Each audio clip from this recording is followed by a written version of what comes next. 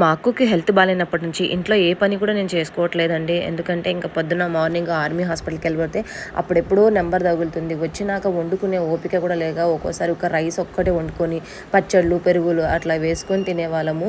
ఎందుకంటే మనము బలంగా లేకపోతే పిల్లల్ని ఎవరు చూసుకుంటారండి.